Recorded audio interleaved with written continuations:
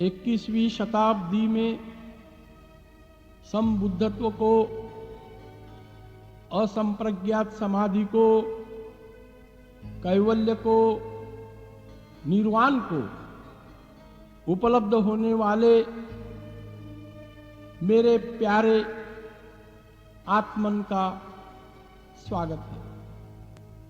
अनादिकाल से राग द्वेष, अविद्या, अस्मिता, अज्ञान, कर्म और ग्रंथियों को भस्म करने के लिए जो ध्यान का रहस्य रहा है, वह रहस्य आपके सामने आपकी अंतर यात्रा में सफलता प्राप्त करने के लिए, सहस्त्रदल कमल प्रकट होने के लिए यह दृश्यलिंग ध्यान आपके सामने रखते हैं।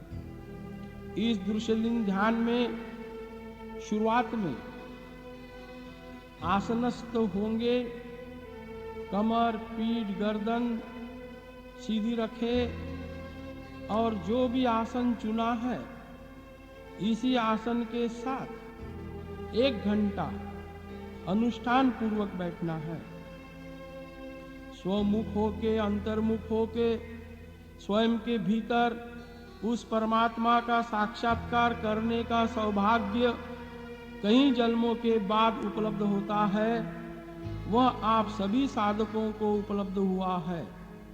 और ऐसा महत्वपूर्ण जीव उद्धार का कार्य इस ब्रह्मांड में उस परमात्मा ने हमारे द्वारा करने का जो सम्यक संकल्प किया है, इसलिए मैं पहले उस परम पिता परमात्मा को वाक पुष्पांजलि द्वारा पूजन करता हूँ और फिर अपन सभी साधक ध्यान में उतरेंगे।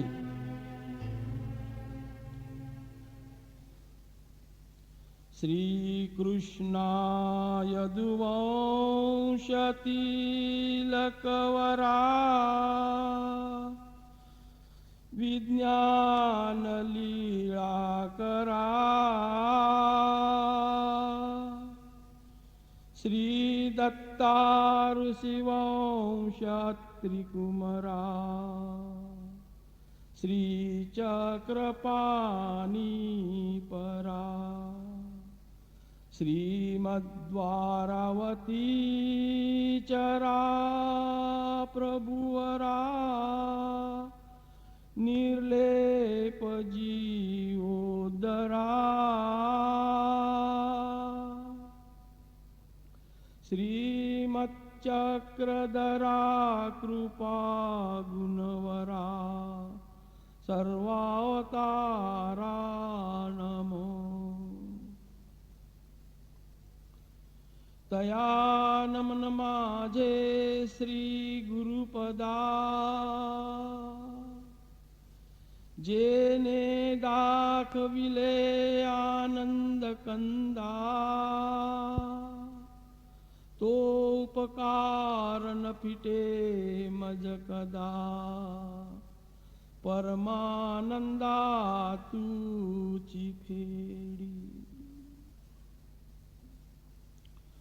अभी सभी साधक हमारे पीछे पीछे सभी मुक्त पुरुषों को धन्यवाद देंगे और उन्हें प्रणाम करेंगे। अरिहंतों को नमस्कार, सिद्धों को नमस्कार, परमहंसों को नमस्कार, तीर्थंकरों को नमस्कार, अवतारों को नमस्कार,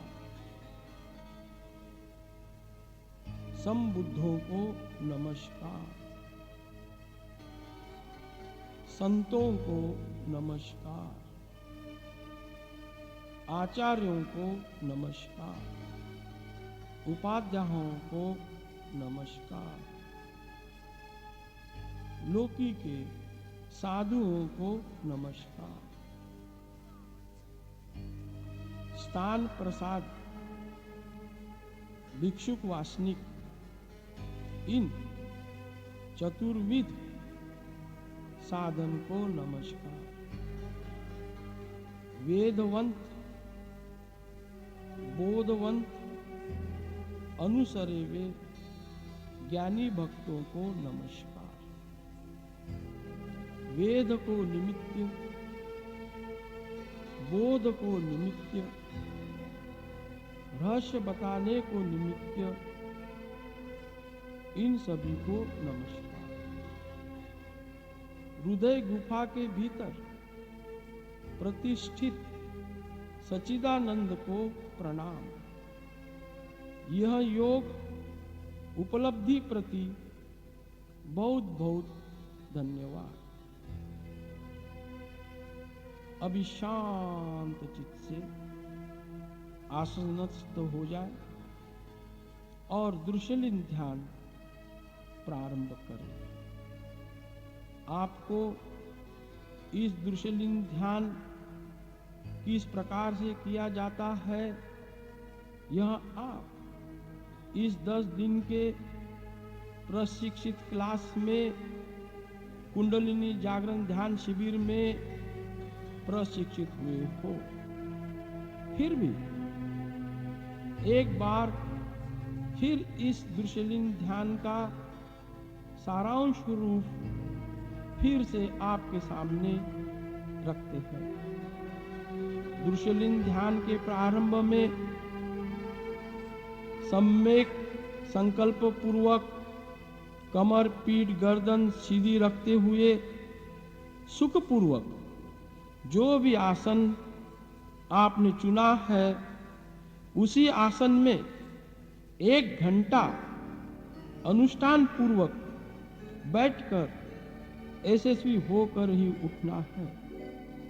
न हाथ की उंगली हिलाना है, न पैर की उंगली हिलानी है, न गर्दन हिलानी है, न किधर खुजली आ रही है तो खुजाना है।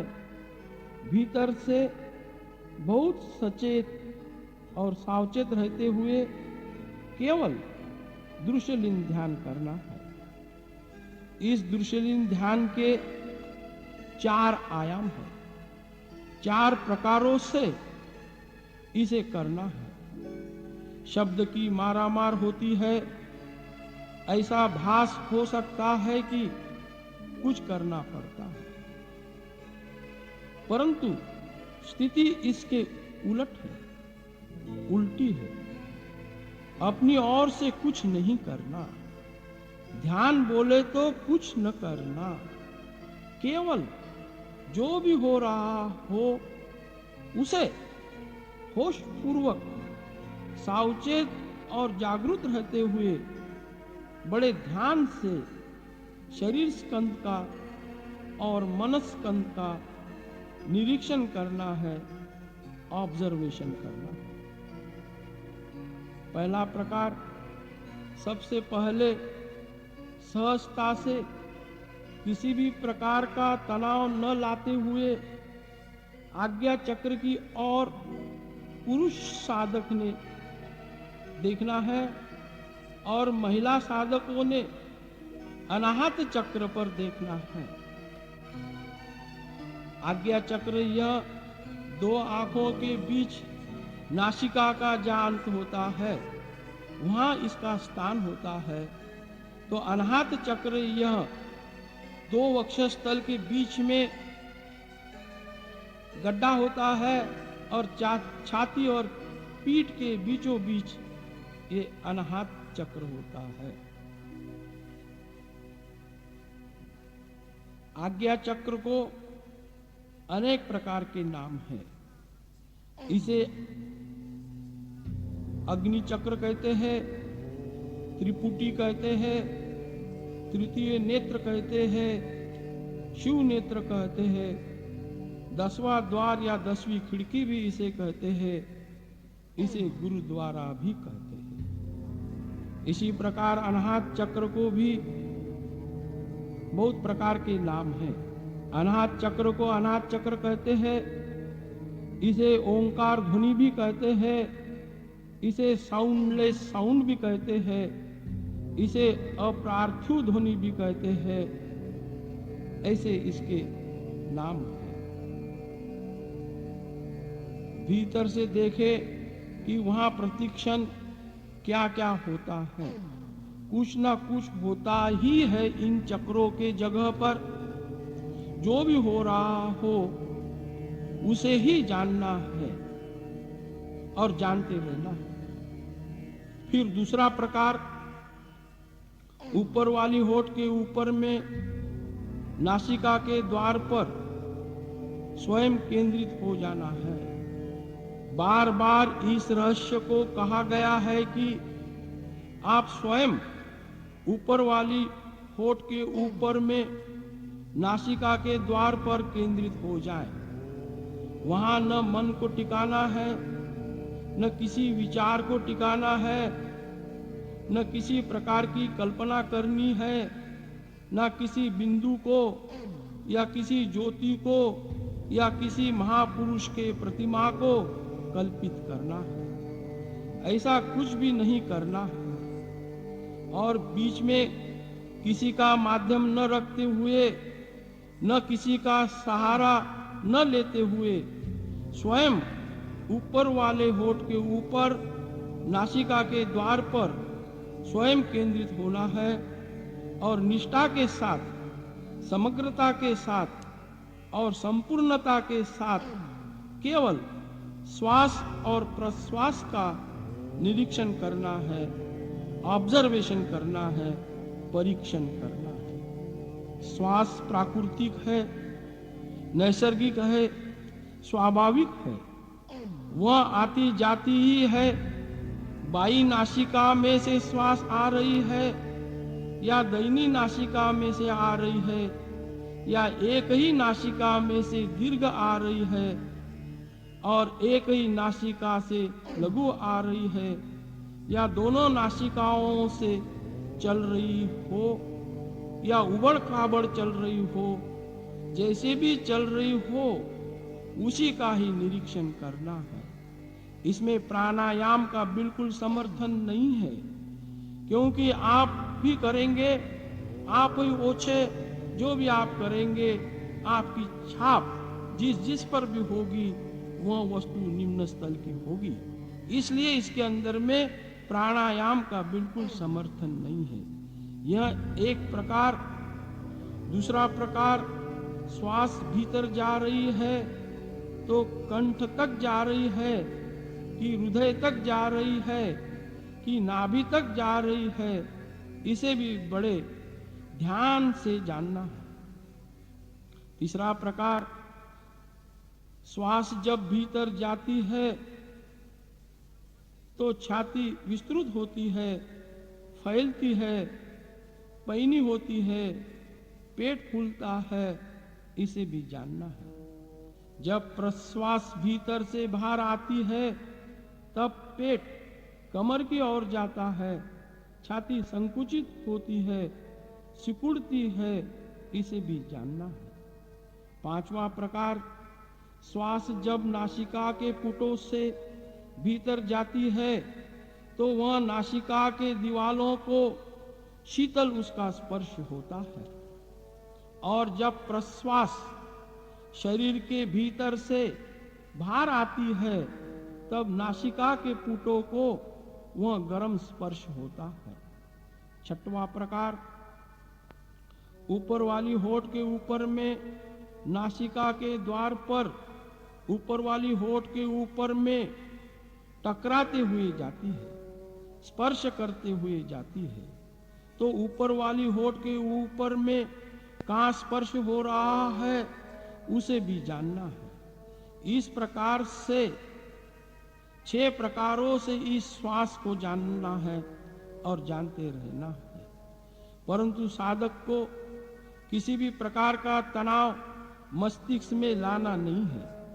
जितना भी निरीक्षण हो सकता है उतना ही करते रहना है।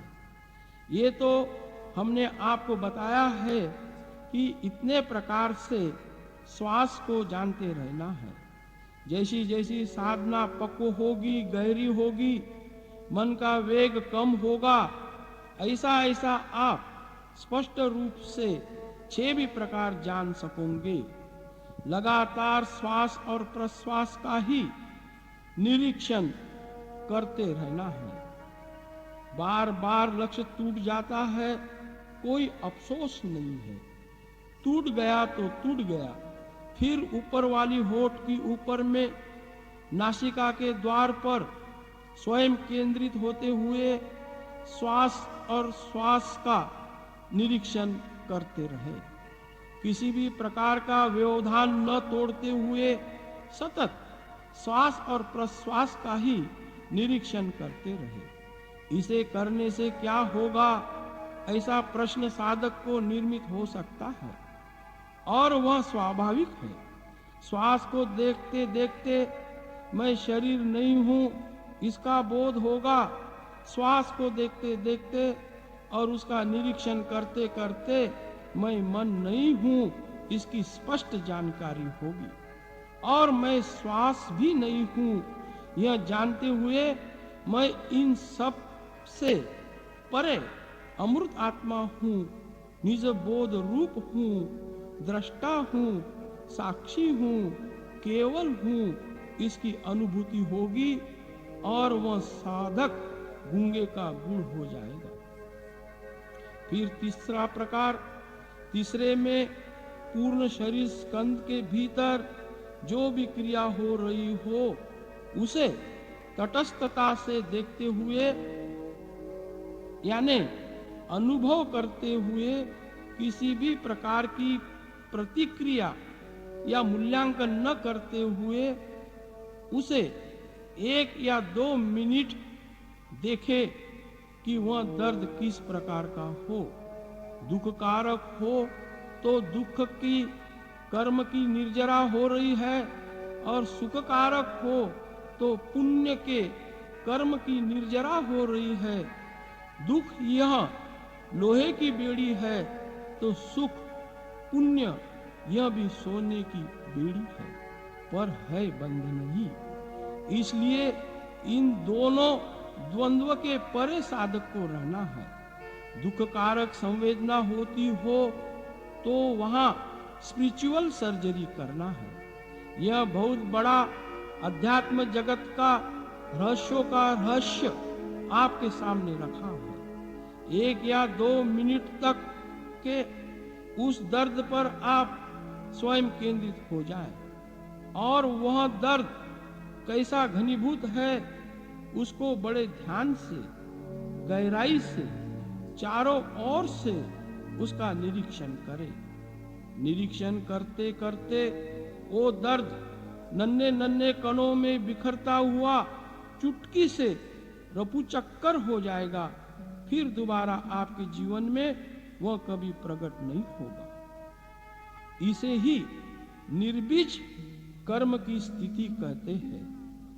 इसी क्रिया को जो शरीर स्कंद में प्रकट होती है इसे संवेदना भी कहते हैं। शरीर स्कंद में जो क्रियाएं प्रकट होती है उसके 3 प्रकार होते हैं। एक दुखद, फिर उस दुख का प्रकार किसी भी प्रकार का हो। जब दुखद क्रिया होती है तो साधक को ये जान लेना चाहिए कि इस क्रिया से मेरे जन्मों जन्म के दुखद कर्म भस्मीभूत हो रहे हैं। दुखद कर्म की शरीर में प्रगटीकरण होने से उसकी निर्जरा हो रही है और मैं दुख मुक्ति की ओर जा रहा हूँ। किसी भी प्रकार का विकल्प नहीं करना है या यह दर्द और बढ़ेगा और मुझे तकलीफ होगी, ऐसी शंका साधक को आ सकती है। परंतु थोड़े ही साधना के अनुभव से आप स्वयं जानेंगे कि यह जो दर्द है, जो कर्म प्रकट हुआ है, वह निकल जाने के लिए प्रकट हुआ है और इसका भस्म करने का रहस्य मेरे पास में है, जो कि समता के माध्यम से, बोध के माध्यम से उसको मैं नष्ट करूंगा।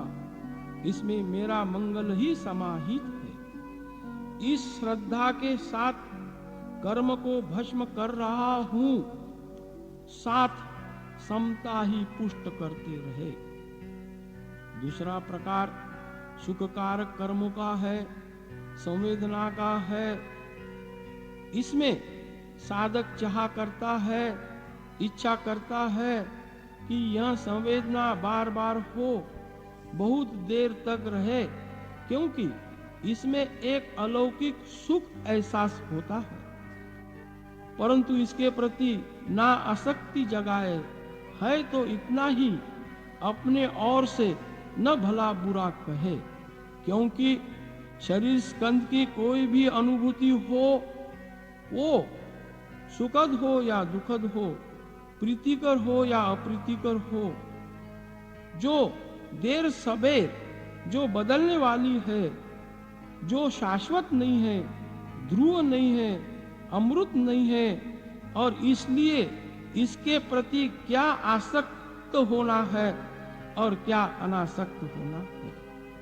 फिर तीसरा प्रकार, क्रिया तो हो रही है, परंतु उसमें न सुख है न दुख है, असुखद अदुखद होती है।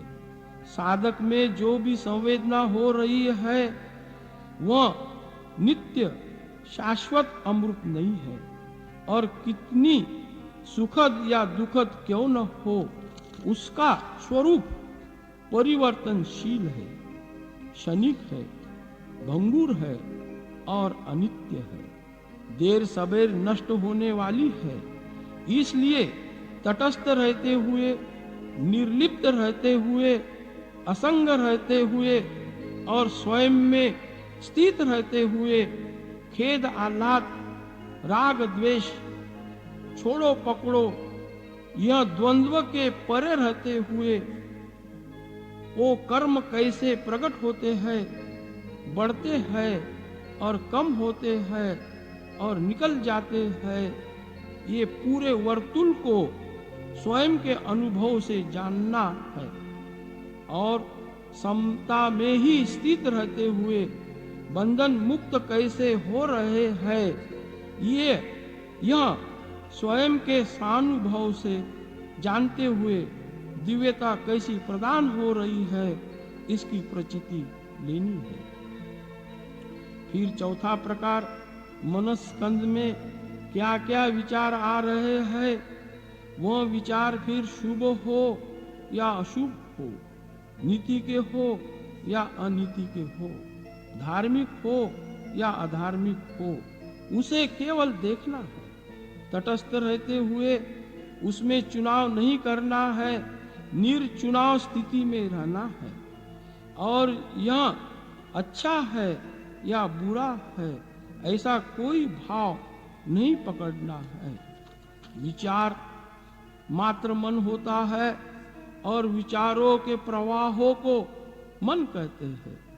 जिस वक्त निर्लिप्त असंग होकर उन विचारों को देखा जाता है, तब विचार यानी मन पिघलने, गलने, मिटने लगता है और मन की मृत्यु हो जाती है। इसी को ही उपनिषदकारों ने मृत्युर्मा अमृत गमय कहा है। मन को नियमित या कंट्रोल या मन को किसी भी प्रकार का आयोजन बिल्कुल नहीं करना है, उसे पूरा का पूरा छोड़ देना है और जानते हुए कि मेरे मन में ये विचार आ रहे हैं, वह विचार आ रहे हैं और दुर्लक्ष्य करना है और सांस प्रश्वास का ही लगातार निरीक्षण करते रहना है। इस साधना से क्या होगा, धीरे धीरे निर्विचार निर्विकल्प साधक होते हुए आत्म साक्षात्कार को उपलब्ध होता है। विचार किसी भी प्रकार का हो, वह आना नहीं चाहिए, यह आना चाहिए। ये विचार पवित्र है, ये विचार अपवित्र है, यह शुभ है, वह अशुभ है, ऐसा विकल्प नहीं करना है। इस किस्म का भाव निर्मित नहीं करना है कि वो विचार भला या बुरा हो। ऐसा करने से उसका संवर्धन ही संवर्धन होता है। जिस समय आप किसी भी प्रकार की प्रतिक्रिया या मूल्यांकन नहीं करते हो तो यह सृष्टि का रूट नियम विधान है कि नए संस्कार बनना बंद हो जाते हैं। और जब नए संस्कार बनना बंद हो जाते हैं तब जितने जन्मों जन्म के संस्कार होते हैं, कर्म होते हैं, ग्रंथियां होती है, वह शरीर स्थल पर सुखद या दुखद स्वरूप में प्रकट होकर नष्ट होते हैं। इसलिए शरीर में जो भी स्पंदन, क्रिया, संवेदना होती है उसे बड़े ध्यान पूर्वक देखते हुए उसका कैसा लय हो रहा है, यह समता में स्थित रहते हुए केवल देखते रहना है। बाकी सब अपने से होता रहेगा। बड़े ध्यान से इस दृश्यलीन ध्यान को करते रहे, सफलता निश्चित ही मिलेगी, सफलता निश्चित ही मिलेगी।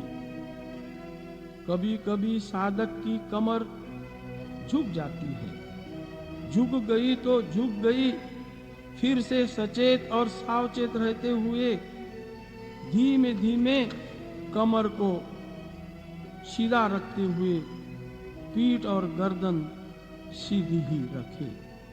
आगे चल के इसका बहुत लाभ होता है और अंत तक अनुष्ठान पूर्वक बैठना बहुत महत्वपूर्ण है। यही तप है। तप करने को न हिमालय जाना है, न गुफाओं में जाना है, न आश्रमों में जाना है, न संन्यास लेना है। भीतर और भीतर की गुफाओं में जाना है। शरीर स्कंद के किसी भी पुर्जे में, अवयव में, हिस्से में जो दर्द होता है वह इस विधि के वजह से हो रहा है।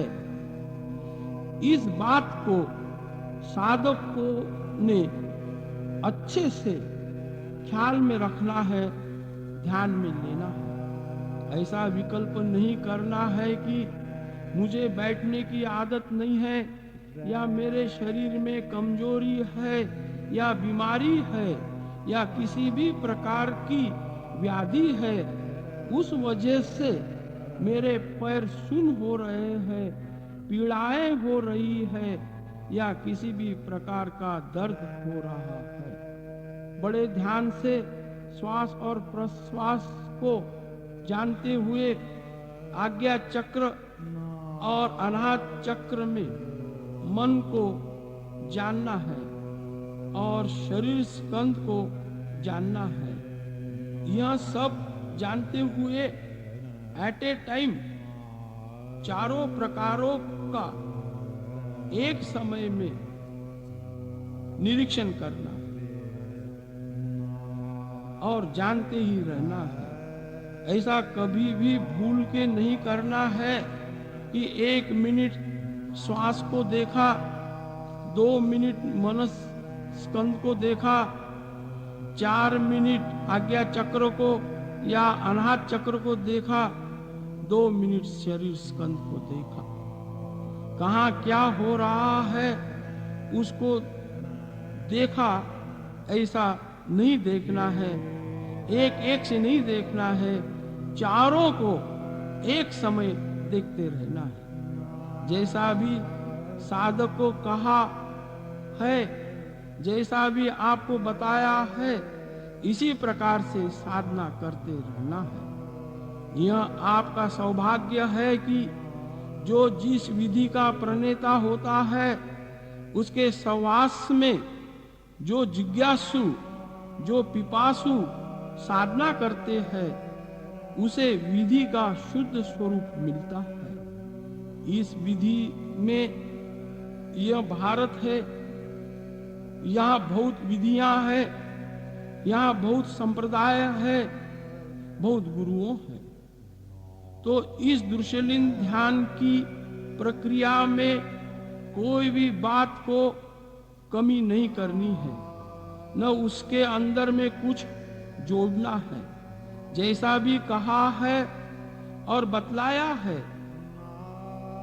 इसीलिए हम प्रात्यक्षिक कर लेते हैं ताकि विधि में हर साधक निष्णात हो, मास्टर हो, उसके मर्म को, उसके रहस्य को, उसके कारणों को वह अपने अनुभव से जान सके। बड़े ध्यान से साधना करते रहे, सफलता निश्चित ही मिलेगी, निश्चित ही मिलेगी। संगीत का हल्का हल्का सुर सुनने को आएगा तो उसे भी सुनते नहीं रहना है। ठीक है तो है, प्रीतिकर लग रहा हो तो प्रीतिकर, अप्रीतिकर लग रहा हो तो अप्रीतिकर, जैसा भी लग रहा हो, साधना भीतर और भीतर ही करते रहना है। इस साधना को दृश्यलीन ध्यान कहते हैं। इसे ही गौतम बुद्ध ने विपश्यना ध्यान कहा है। पश्यना यानी देखना, वी उपसर्ग लगाने से वी विशेष प्रकार से देखना। भीतर की जो मेथड है, भीतर का जो प्रोसेस है, वो अनादि काल से सभी बुद्धमय पुरुषों का एक जैसा ही रहा। इसे ही वर्धमान महावीर ने शुक्ल ध्यान कहा। एक कृष्ण पक्ष अंधेरे का होता है, शुक्ल पक्ष जो है वो प्रकाश का होता है। अंधेरे को कैसा तोड़ना है, काटना है, वह इस विधि से समझाया जाता है। इसे हमने दृश्यलीन ध्यान नाम दिया है। दृश्यलीन ध्यान नाम इसलिए दिया है, मन के विचार बोले तो ये दृश्य स्वरूप है, और शरीर में जो क्षुधा, पिपासा, मल, मूत्र, शीत, उष्ण और भय, निद्रा, ये अष्ट स्वभाव प्रकट होते हैं, और कर्म के अनुसार इसके अंदर में सुख और दुख प्रकट होते हैं। ये शरीर स्कंद का दृश्य स्वरूप है। इसको दृष्टा के भाव से, साक्षी के भाव से निर्लिप्त और असंग रहते हुए देखने से ये भस्म होते हैं।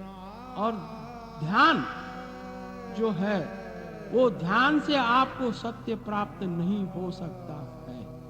ध्यान आपको, ये ध्यान क्या करेगा?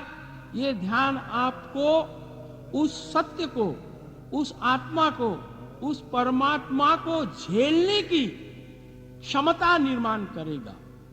इतना बड़ा आनंद कंद जो स्वरूप है, वो स्वरूप जो आपके अंदर में पात्रता न हो, आपके अंदर में अधिकार न हो, आपके अंदर में योग्यता न हो, तो आप उस आत्मा को कैसा झेल सकेंगे?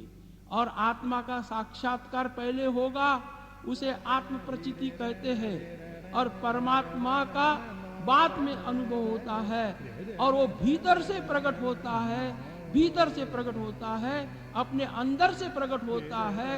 इस बात को ख्याल में रखना है। ये कुंडलिनी जो है, यह जो साधक समर्पित भाव के होते हैं, जो साधक सात्विक भाव के होते हैं, जो साधक विनम्र भाव के होते हैं, जो साधक साधना तो करते हैं, पूरा पुरुषार्थ लगाते हैं, फिर भी वो परमात्मा की कृपा के बगैर हमारी साधना ये पक्व नहीं हो सकती है, ऐसे विनम्र भाव के होते हैं, तो उसकी कुंडलिनी जो है, यह शरीर के सामने के हिस्से से ऊपर उठती है। उसे भक्त साधक कहते हैं। और जो साधक संकल्प भाव के होते हैं, मेरे ही बलबूते पर मैं उस सत्य को प्राप्त करूंगा, उसकी जो कुंडलिनी है, वो सुषुम्ना के माध्यम से आज्ञा चक्र के पास आकर मिलती है। आज्ञा चक्र में ये जो ईड़ा पिंगड़ा और सुषुम्ना जब आके मिलती है तो इसे ही तीर्थराज पतंजलि ने कहा है। वो जो वाराणसी का जो प्रयाग है, वो प्रयाग एक प्रतीकात्मक स्वरूप का है और भीतर प्रयाग को निर्माण करना है। वो प्रयाग भीतर जो है वह ध्यान से निर्मित होता है और सबसे बड़ी इस ब्रह्मांड में जो अनूठी घटना है वो जिंदा सद्गुरु के साथ सहवास में रहना है। सद्गुरु के साथ रहने से न सद्गुरु कुछ करता है न साधक कुछ करता है, कैटेलिटिक एजेंट के जैसा घटना घटती है। सभी विधियों का राजा जो क्या है तो वह सद्गुरु के सहवास में रहना है, क्योंकि सद्गुरु जो है यह भी एक विशेष निर्गुण वाइब्रेशन में, तरंग में, स्पंदन में, हर क्षण प्रकाश की बोध में जीते रहता है और उसके रोए रोए से, रोम रंध्रों से, बैठने उठने से, देखने कहने से वो निर्गुण शक्ति का जो सचिदानंद स्वरूप है वह उसके द्वारा, उसके निमित्त से इस पृथ्वी को हरा भरा करता है, शांत करता है। और ऐसे सद्गुरु के पास जो भी भाग्यवंत जिज्ञासु आते हैं, प्यारे साधक आते हैं, वो उनके पास में आते आते ही त्रितापों का उनका हरण हो जाता है और वह शीतल हो जाते हैं, प्रशांत स्वरूप को प्राप्त हो जाते हैं। और इसलिए आप इस ब्रह्मांड के सबसे बड़े भाग्यवंतों में से भाग्यवंत हो कि जिंदा सद्गुरु अशोक राज परमहंस के माध्यम से आपको मिला है।